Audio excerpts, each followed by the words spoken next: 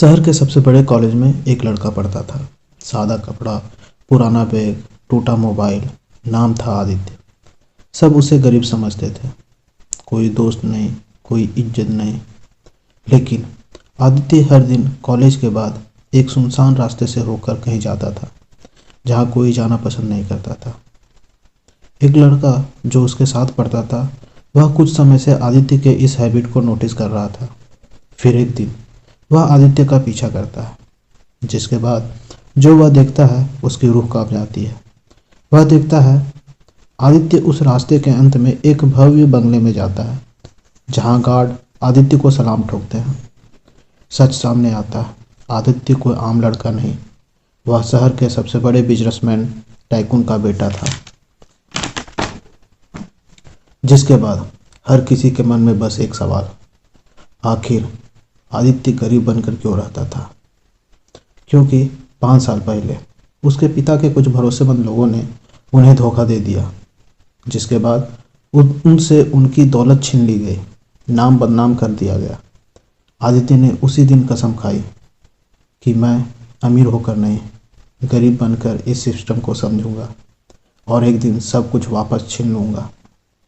College सिर्फ पढ़ाई के लिए नहीं था, वह उसकी योजना का पहला कदम था। और जिस दिन उसने अपनी असली चेहरा दिखाया, उस दिन पूरे शहर की नींव हिल गई। लेकिन कहानी यहीं खत्म नहीं होती, क्योंकि जिसने उसके पिता को धोखा दिया था वह अब भी जिंदा था और आदित्य के बहुत करीब था। आदित्य अब जान चुका था, जिस इंसान ने उसके पिता की जिंदगी बर्बाद की थी वह कोई और नहीं, उसके कॉलेज का ट्रस्टी मिस्टर मल्होत्रा था। वही इंसान जो स्टेज पर खड़े होकर ईमानदारी की बातें करता था।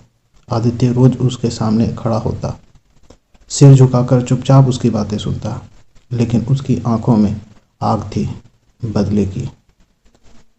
एक रात आदित्य बंगले के सीक्रेट रूम में जाता है, दीवार पर लगी फाइल्स खोलता है। वे फाइल्स सिर्फ कागज नहीं थे, वह सबूत थे। वीडियो रिकॉर्डिंग, फर्जी साइन, काले पैसे का एंट्री। अचानक दरवाज़ा खुलता है, एक लड़की अंदर आती है, काव्या, कॉलेज की सबसे तेज और समझदार लड़की। वह सब देख लेती है। आदित्य काव्या को देखकर घबरा जाता है, लेकिन काव्या मुस्कुराती है और कहती है, तुम अकेले नहीं हो आदित्य, मेरे पिता भी इसी इंसान की वजह से आज जेल में है। अब यह लड़ाई एक की नहीं, हम दोनों की है। जिसके बाद दोनों ने फैसला किया कि सच को धीरे धीरे बाहर लाया जाएगा। अब कॉलेज में अफवाहें फैलने लगी और मल्होत्रा का डर भी बढ़ने लगा।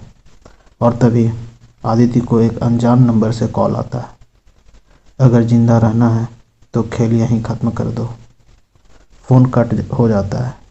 आदित्य खिड़की से बाहर देखता है, उसका बंगला जल रहा था, धुआं आसमान तक उठ रहा था। आग शांत होती है, आदित्य राख के बीच खड़ा होता है।